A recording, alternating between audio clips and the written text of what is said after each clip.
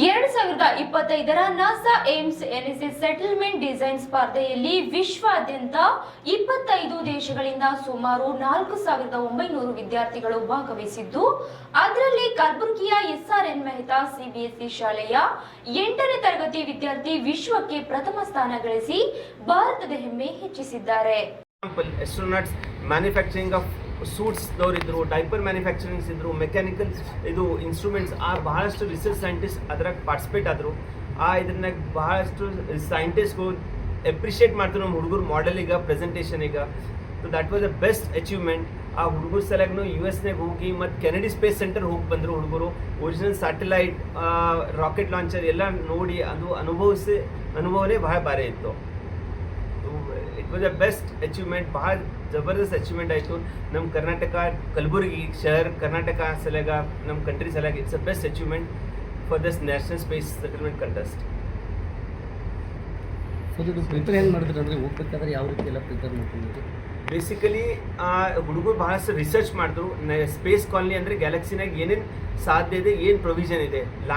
Land ಅಂತ ಇರಲ್ಲ. ಆ ಲ್ಯಾಂಡಿಗೆ ಫ್ಲೋಟಿಂಗ್ ಹ್ಯಾಂಗೆ ಮಾಡಬೇಕು, ಮ್ಯಾಗ್ನೆಟಿಕ್ ಗ್ರಾವಿಟೇಷನಲ್ ಫೋರ್ಸ್ ಇರಲ್ಲ ಇದರ. ಸೊ ಮ್ಯಾಗ್ನೆಟಿಕ್ ಪ್ರಿನ್ಸಿಪಲ್ಸ್ನಿಂದ ಗ್ರಾವಿಟೇಷನ್ ಹ್ಯಾಂಗೆ ಕ್ರಿಯೇಟ್ ಮಾಡ್ಬೋದು, ಆ ಪ್ರಕಾರ ಲ್ಯಾಂಡ್ ಕ್ರಿಯೇಟ್ ಮಾಡಿ ಇದ್ರ ಮೇಲೆ ಸ್ಟಡಿ ರಿಸರ್ಚ್ ಮಾಡಿ. ಮತ್ತು ಗಾಳಿ ಇರಲ್ಲ, ಗಾಳಿ ಸಲುವಾಗಿ ಹ್ಯಾಂಗೆ ಮಾಡಬೇಕು, ಆಕ್ಸಿಜನ್ ಇರಲ್ಲ, ಅದರ್ವೈಸ್ ಎಲ್ಲ ಹುಡುಗರು ಬೇರೆ ಬೇರೆ ಗ್ರೂಪ್ನಾಗ ಮಾಡಿ ಅದರ ರಿಸರ್ಚ್ ಮಾಡಿ ದೆನ್ ದೇ ಕೇಮ್ ಅಪ್ ಒಂದು ಮಾಡೆಲ್ ಮಾಡಿ ಸಿಸ್ಟಮ್ ಬೇಸ್ ಸಾಫ್ಟ್ವೇರ್ನಿಂದ ಡಿಸೈನ್ ಮಾಡಿದ್ರು. ಎಲ್ಲ ಅಪ್ಲಿಕೇಶನ್ ಯೂಸ್ ಮಾಡಿ 3 ಡೈಮೆನ್ಷನಲ್ ಅದು ವ್ಯೂ ಮಾಡಿ ಅದಕ್ಕೆ ನಾವು ಆನ್ಲೈನಲ್ಲಿ ಸಬ್ಮಿಟ್ ಮಾಡಿದ್ವಿ.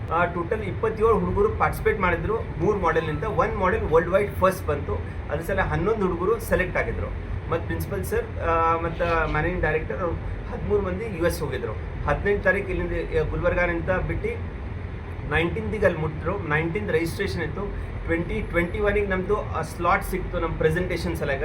ಹುಡುಗರು ಪ್ರೆಸೆಂಟ್ ಮಾಡಿದ್ರು, ಪೋಸ್ಟರ್ ಪ್ರೆಸೆಂಟೇಷನ್ ಮತ್ತು ಓರಲ್ ಪ್ರೆಸೆಂಟೇಷನ್. ಅಂದರೆ ಓರಲ್ ಪ್ರೆಸೆಂಟೇಷನ್ ಅಂದರೆ ನಮ್ಮ ಮಾಡೆಲ್ನಾಗ ಏನೇನು ಫೀಚರ್ಸ್ ಫೆಸಿಲಿಟಿ ಇದೆ, ಏನೇನು ಮಾಡ್ಬೋದು, ಹ್ಯಾಂಗಿದೆ, ಕಾಸ್ಟಿಂಗ್ ಹ್ಯಾಂಗೆ ಬೀಳ್ತದ, ಏನೇನು ಆಗ್ತದ, ಅದರದ್ದೆಲ್ಲ ಮಾಹಿತಿ ಹುಡುಗರು ಬ್ಯಾಚ್ ವೈಸ್ ಅವರೆಲ್ಲ ಗ್ರೂಪ್ ವೈಸ್ ಅವ್ರು ಎಕ್ಸ್ಪ್ಲೇನ್ ಮಾಡಿದ್ರು. ದಟ್ಸ್ ಅ ಓರಲ್ ಪ್ರೆಸೆಂಟೇಷನ್ ಹಂಗಿತ್ತು. ಮತ್ತು ಅದ್ರದ್ದು ಅವಾರ್ಡ್ ಸೆರೆಮನಿ 22nd ಜೂನಿಗೆ ಅಲ್ಲಿ US ಕಾನ್ಫರೆನ್ಸ್ನಾಗೆ ಅವಾರ್ಡ್ ಸೆರೆಮನಿ ಯಾರು ವರ್ಲ್ಡ್ನಾಗ ಫಸ್ಟ್ ಬಂದಾರ ಅವ್ರ ಸರ್ಟಿಫಿಕೇಟ್ಸ್ ಅಂತ ಪಾರ್ಟಿಸಿಪೇಷನ್ ಅವಾರ್ಡ್ ಅಂತ ಕೊಟ್ಟರು. It was a delightful experience to be at the ISDC conference in US. It was a really thrilling experience to present our project in front of dignitaries. I had a lot of experiences. I was very joyed to be there. I cannot express how happy and overjoyed I was, but this is all I can tell you. We faced a lot of problems doing the project. The main problem was to make a bonding between the team members. We figured it out over the period of time. We knew how to get connected with our team. We knew how to ನಾವು ಒಂದು space settlement ಕಾಂಟೆಸ್ಟಿಗೆ participate ಮಾಡಿದ್ದೇವೆ. ಅದ್ರ ಒಳಗೆ ನಮಗೆ world's first prize ಬಂದಿತ್ತು. So ನಾವು US ಹೋಗಿದ್ದೇವೆ. ಅಲ್ಲಿಂದ ISDC ಕಾನ್ಫರೆನ್ಸ್ ಅಟೆಂಡ್ ಮಾಡೋಕೆ. ಅಲ್ಲಿ ಭಾಳ ಆಸ್ಟ್ರೋನಾಟ್ಸ್, ಸೈಂಟಿಸ್ಟ್ ಎಲ್ಲೋಗಿ ಮೀಟ್ ಆದೆವು, ಎಕ್ಸ್ಪೀರಿಯನ್ಸ್ ಗೇನ್ ಮಾಡಿದೆವು. ಮತ್ತು ಗ್ಲೋಬಲ್ ಲೆವೆಲ್ ನಮಗೆ ರೆಕಗ್ನೈಸೇಷನ್ ಭೀ ಸಿಕ್ಕಿ ವರ್ಲ್ಡ್ಸ್ ಫಸ್ಟ್ ಪ್ರೈಸ್ ಸಿಕ್ಕಿದೆ ನಮಗೆ. Among 25 countries 2500+ projects. ನಮ್ಮ ಪ್ರಾಜೆಕ್ಟ್ ಸೆಲೆಕ್ಟ್ ಆಗಿದ್ದು ನಮ್ಗೆ ಎಲ್ಲರಿಗೂ ಭಾಳ ಖುಷಿ ಆಯಿತು. ಅದ್ರೊಳಗೆ SRN ಮೆಹ್ತಾ ಸ್ಕೂಲ್, ನಮ್ಮ ಪೇರೆಂಟ್ಸ್ ಎಲ್ಲರದ್ದು ಭಾಳ ಸಪೋರ್ಟ್ ಇತ್ತು. ನಮಗೆ ಭಾಳಷ್ಟು ಎಕ್ಸ್ಪೀರಿಯನ್ಸ್ ಗೇನ್ ಮಾಡ್ದೆವು, ಭಾಳ ಸೈಂಟಿಸ್ಟಿಗೆ ಮೀಟ್ ಆದೆವು, ಅಲ್ಲಿನ ಜಡ್ಜಸ್ ಎಲ್ಲರಿಗೂ ಮೀಟ್ ಆದೆವು. ಮತ್ತು ಈ ಪ್ರಾಜೆಕ್ಟ್ ಮಾಡೋದ್ರೊಳಗೆ ನಾವೆಲ್ಲರೂ ಟೀಮ್ ವರ್ಕ್, ಸ್ಪೇಸ್ ಏನು, ಸ್ಪೇಸ್ ಸೆಟಲ್ಮೆಂಟ್ ಏನು ಎಲ್ಲ ಕಲ್ತ್ಕೊಂಡಿದ್ದೀವಿ. ಸ್ಪೇಸ್ ಸೆಟಲ್ಮೆಂಟ್ ಇಂಪಾರ್ಟೆಂಟ್ ಯಾಕೆ, ನಮ್ದು ಅರ್ತ್ ಏನಾರ ಡಿಸ್ಟ್ರಾಯ್ ಆಯ್ತಂದ್ರೆ ನಾವು ಮುಂದೆ ಎಲ್ಲಿರಬೇಕು, ಸೊ ಇರೋಕ್ಕೆ ಸ್ಪೇಸ್ ಸೆಟಲ್ಮೆಂಟ್ ಬೇಕು. ಅದೆಲ್ಲ ನಾವು ಇದು ಪ್ರಾಜೆಕ್ಟ್ ಮಾಡ್ಕೋತಾ ಕಲ್ತಿದ್ವಿ. ಇನ್ನೊಂದು ಜನ ಕಲ್ತೇನಿದೆ ಒಂದು ಟೀಮ್ ಆಗಿ ವರ್ಕ್ ಮಾಡಿ ಅದು ಸ್ಪೇಸ್ ಸೆಟಲ್ಮೆಂಟ್ ಕಾಂಟೆಸ್ಟ್ ಅಂತ ISDCನವರು ಕಂಡಕ್ಟ್ ಮಾಡ್ತಾರೆ. ಸೊ ಇದು ನಾಸಾನವ್ರು ಏನಿದೆ, ನಾಸಾದೊಂದು ಡಿವಿಷನ್ ISDC ಅಂತ. ಪ್ರತಿ ವರ್ಷ ಏನಿದೆ ಅವರು ಕಾಂಟೆಸ್ಟ್ ಕಂಡಕ್ಟ್ ಮಾಡ್ತಾರೆ. ಅದರಲ್ಲಿ ನಮ್ಮ ಹುಡುಗರದ್ದು ಪ್ರಾಜೆಕ್ಟ್ ಸೆಲೆಕ್ಟ್ ಆಗಿ ಅವ್ರೇನಿದೆ ಅಮೇರಿಕಾದಿಂದ ಇನ್ವಿಟೇಷನ್ ಬಂದು ಅವ್ರಿಗೇನಿದೆ ಹೋಗೋಕ್ಕೆ ಅವಕಾಶ ಸಿಕ್ಕಿದ್ದಕ್ಕೆ ನಮಗೆ ತುಂಬ ಖುಷಿಯಾಗಿದೆ. ಅದು ಇನ್ವಿಟೇಷನ್ ಬರೋದೊಂದು ಪಾರ್ಟ್ ಆಯಿತು. ಅದ್ರ ನೆಕ್ಸ್ಟ್ ಪಾರ್ಟ್ ಅಂದರೆ ವೀಸಾ ಸಿಗೋದು. ಎಷ್ಟೊಂದು ಜನ ಹುಡುಗರದೇನಿದೆ ಪಾಸ್ಪೋರ್ಟ್ ಇರಲಿಲ್ಲ, ಎಷ್ಟೋ ಜನರದೇನಿದೆ ತತ್ಕಾಲ್ನಲ್ಲಿ ಪಾಸ್ಪೋರ್ಟ್ ಅಪ್ಲೈ ಮಾಡಿ ತತ್ಕಾಲ್ನಲ್ಲಿ ಅಪ್ಲೈ ಮಾಡಿ ಪಾಸ್ಪೋರ್ಟ್ ತೊಗೊಂಡು ಪಾಸ್ಪೋರ್ಟ್ ಬಂದಮೇಲೆ ವೀಸಾ ಆಗುತ್ತೆ.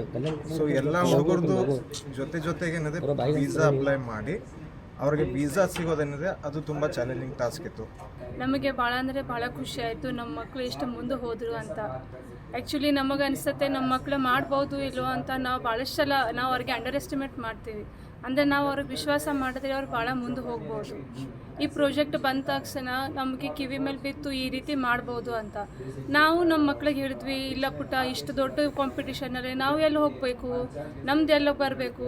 ಇಲ್ಲ ಪ್ರಿನ್ಸಿಪಲ್ ಸರ್ ಅಂದರು, ಇಲ್ಲ ಮೇಡಮ್ ಹಾಗಿಲ್ಲ, ನಾವು ನಮ್ದು ಎಫಿಷಿಯನ್ಸಿ ಟ್ರೈ ಮಾಡಬೇಕು, ಬರಲಿ ಬಿಡಲಿ ನಾವು ಟ್ರೈ ಮಾಡಬೇಕು ಅಂತ ಹೇಳಿದರು.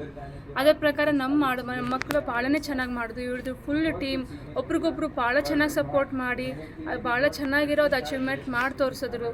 ಅದಕ್ಕೆ ಭಾಳ ಹೆಮ್ಮೆ ಪಟ್ಕೊತೀನಿ. ಅಮೆರಿಕಾ ಅಂತ ದೇಶ ಅಂದರೆ ಪೂರಾ ಜಗತ್ತಿನೆಲ್ಲ ನಂಬರ್ 1 ಇದೆ. ಅಂಥ ಜಗತ್ತಿನಲ್ಲೇ ಆ ಥರ ಹೋಗಿ ಅವ್ರಿಗೆ ನಮ್ಮ ಮಕ್ಕಳು ಫಸ್ಟ್ ಪ್ರೈಸ್ ಬಂದಿದ್ದಕ್ಕೆ ನನಗೆ ಭಾಳ ಅಂದರೆ ಭಾಳ ಸಂತೋಷ ಆಗುತ್ತೆ. ನಮ್ಮ ಮಕ್ಕಳಿಗೆ ಅಂದರೆ ನಾವೇನು ಪಾರ್ಟಿಸಿಪೇಟ್ ಮಾಡಂತ ಹೇಳಿದೆವು. ಅದರಿಂದ ನಿಮಗೆ ನಾಲೆಜ್ ಸಿಗುತ್ತೆ. ಪಾರ್ಟಿಸಿಪೇಟ್ ಮಾಡಿ ಅಂದರೆ ನಾವು ಅಲ್ಲಿಗೆ ಹೋಗಿ ಫಸ್ಟ್ ಪ್ರೈಸ್ ತೊಗೋತೀವಿ ಅಂತ ನಾವು ಯಾರೂ ಅಂದ್ಕೊಂಡಿರಲಿಲ್ಲ.